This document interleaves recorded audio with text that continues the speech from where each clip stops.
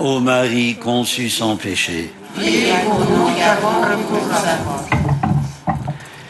Seigneur, dirige notre joie vers la joie d'un si grand mystère. Implore l'oraison de ce 3e dimanche de l'Avent, dit de Gaudete. Frères et sœurs, qui aujourd'hui entend cette imploration, alors que le monde se prépare à célébrer Noël, une fête qui a oublié celui qu'elle fête? Que de trompe-l'œil, que d'éclats factices, que de folles dépenses pour la désacraliser. Quelle dérive quant au sens de cette nuit. Quelle dénaturation de la joie qu'elle doit apporter. Au nom d'un bonheur partagé, au nom d'un bonheur coupé de tout mystère, cherchez le bonheur là où il n'est pas, disait Bossuet, est la source de tout mal. Seigneur, dirige notre joie vers la joie d'un si grand mystère. Frères et sœurs, l'imploration est plus que jamais de saison.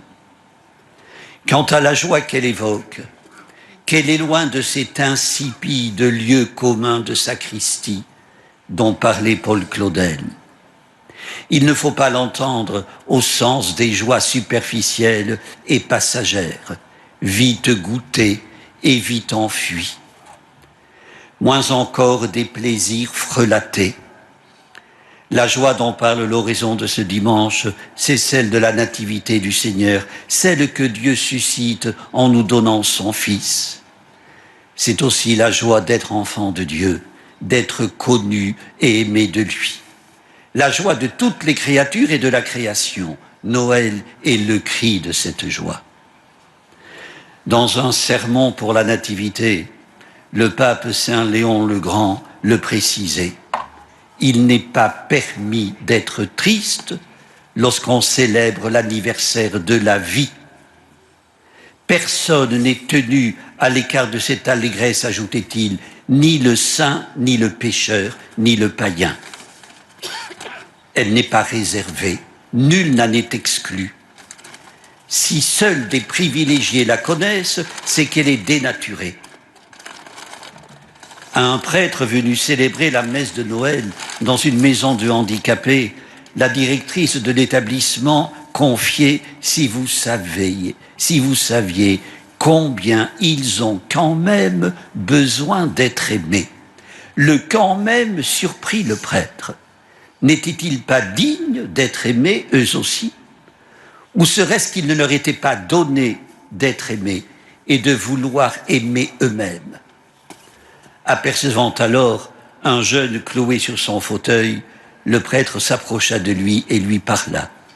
Le handicapé répondit par quelques mots difficilement articulés.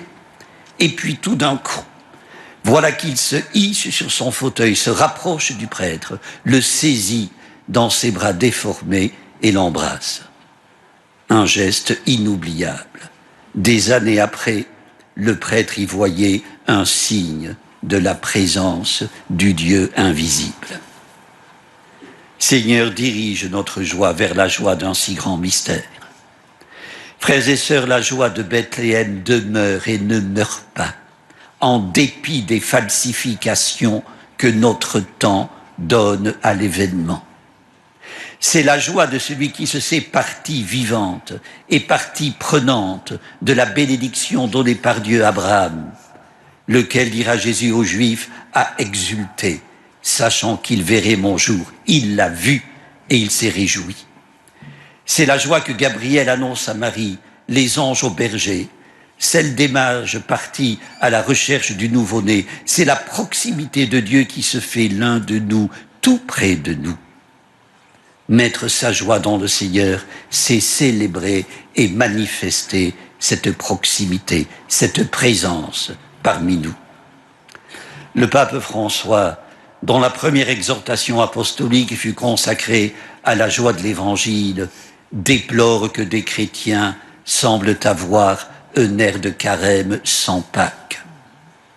Un chrétien triste n'est pas chrétien ou bien il est malade, aime-t-il à dire, allant jusqu'à railler ce qu'il appelle des chrétiens à la tête de piment au vinaigre toute rouge. Ici même, à Lourdes, devant cette grotte, un ancien archevêque de Paris, le cardinal Marty, usant d'autres images, disait que les sols pleureurs, c'est bon pour les cimetières. Et encore là, ajoutait-il, je ne les aime guère, ils n'ont pas l'air de croire en la résurrection. C'était en juin 1987, lors de la messe de clôture d'un congrès d'évocation. Frères et sœurs, croire en la résurrection, laisser la joie, nous laver des soucis qui nous accablent, des épreuves de la maladie, de l'échec, du chômage, de la disparition de notre chair, ne va pas de soi.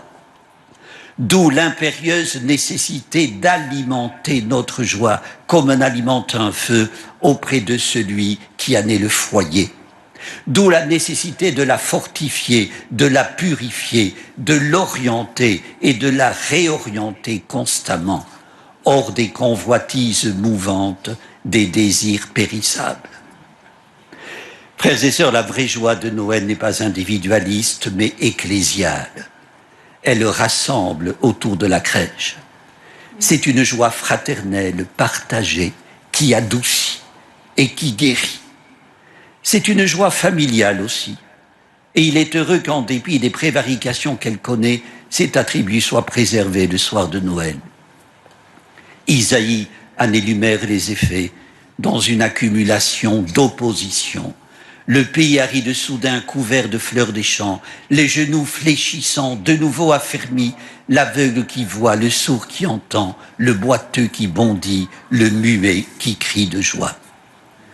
Frères et sœurs, en ce dimanche de Gaudete, laissons-nous envahir par cette formidable promesse de paix et de vie nouvelle.